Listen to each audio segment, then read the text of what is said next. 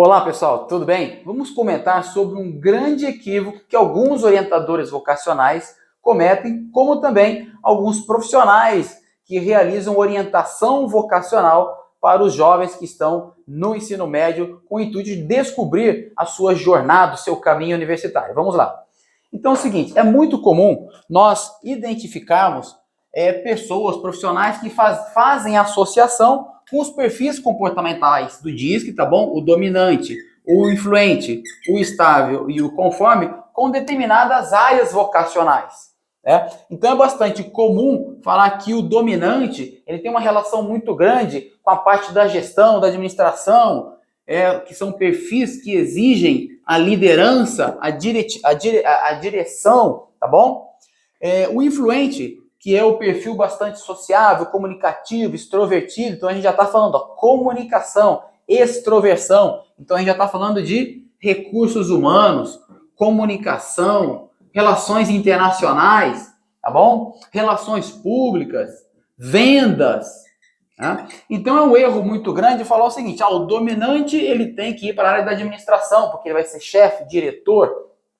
O influente vai para a área da comunicação, recursos humanos, vendas, que é uma pessoa muito dinâmica, extrovertida, conversa bastante. E falam que o estável por ser bastante planejador, introvertido, viver lá dentro da caverna dele, ele tem uma associação muito grande com a parte da programação, com a parte da informática, não é? Como também o conforme, por ele ser bastante detalhista, planejador, sistemático, que ele é um profissional muito ligado à parte das sequências, das análises com profundidade, bastante criterioso, aí falam que esse profissional tem que ir para a gestão da qualidade, controle da qualidade, engenharia de produção, e assim vai. Né? Até mesmo as engenharias, que são quase 73 tipos de engenharias distintas. Então é o seguinte, é um equívoco muito grande, tá bom?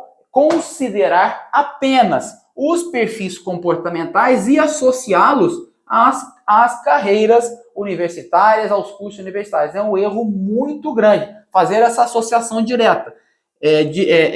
Dominante com administração, influência com outras áreas.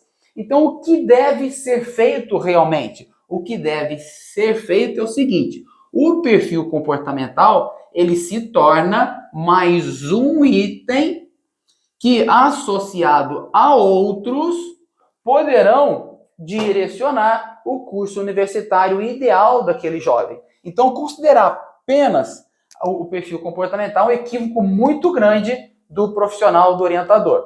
Então, o que compõe, quais são os critérios que compõem a escolha vocacional? Sem dúvida alguma, o perfil comportamental conta, Túlio? Sim, conta, com certeza. Mais um componente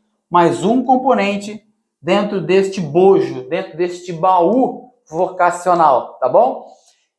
Então, conta as características comportamentais, conta as áreas de conhecimento formal que ele já tem, tá bom? Que ele traz de bagagem, é muito importante isso.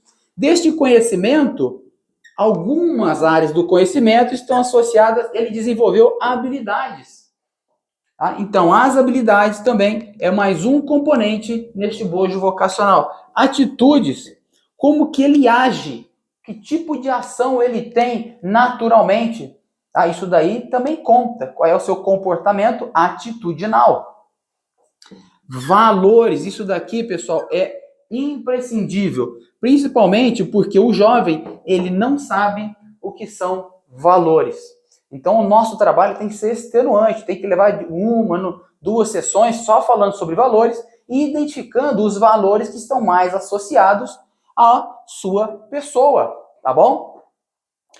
E também mais um item que entra aqui para a identificação da vocação são seus interesses e perspectivas de futuro. O que realmente ele deseja para ele no futuro? Ele deseja aprender mandarim, ele tem desejo de empreender, ele tem desejo de dar aulas.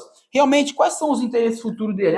Quero morar na Europa. Então, tudo isso também conta para o processo decisório, tá bom? não é para identificar somente a vocação, mas esse fator influencia o processo decisório. Mas um fator muito importante, critérios ocupacionais. Os critérios ocupacionais também é muito importante que vocês levem em consideração para que os jovens definam que tipo de atividade, ambiente, conteúdo e objeto de trabalho, rotina e retorno de trabalho faz sentido para ele. Qual é a preferência de critérios ocupacionais e subcritérios? Ele tem preferência laboral. Isso é muito importante, tá bom? E eu acrescentaria ainda aqui nesse conteúdo todo, você, junto com ele, identificar quais são os motivos pelos quais ele gosta de algumas matérias escolares. Por que ele gosta mais de biologia? E por que ele odeia exatas? Tá bom? Então é muito importante você levantar também os motivos pelos quais são as matérias que ele mais gosta, menos gosta e quais os motivos. Porque muitas vezes, quando ele se deparar com alguma grade curricular lá da universidade do curso que ele escolheu, às vezes, possivelmente, pode ter lá 1, 2 matériazinhas de exatas e que às vezes ele vai abandonar o curso que ele escolheu por conta de 1, 2 matérias que ele vai ver ao longo de 4 ou 5 anos.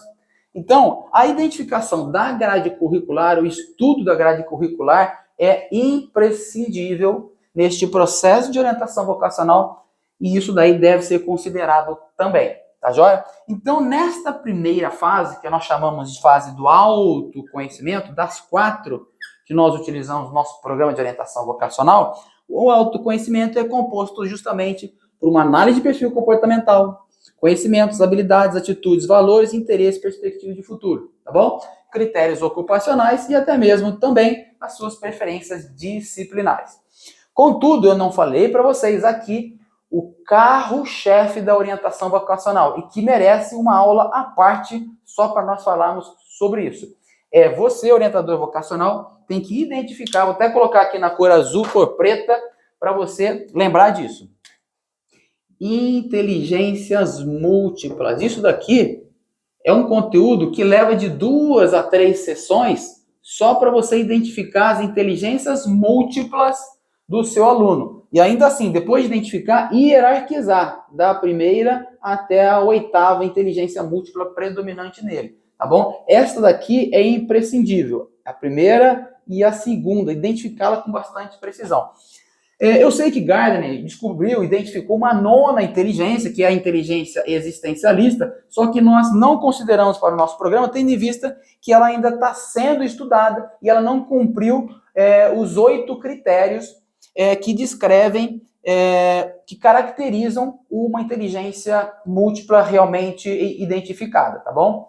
Então, alguns dos critérios não foram identificados, alguns autores criticam isso, o fato dela não ter todos os critérios, por isso nós também não a incluímos aqui, tá bom?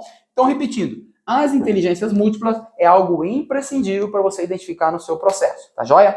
Então, um outro dia, nós vamos falar somente sobre inteligências múltiplas. Então, se você gostou, dá seu joinha, dá um like, para a gente poder continuar compartilhando este conteúdo interessantíssimo com vocês. Tá bom? Então, até a próxima aula.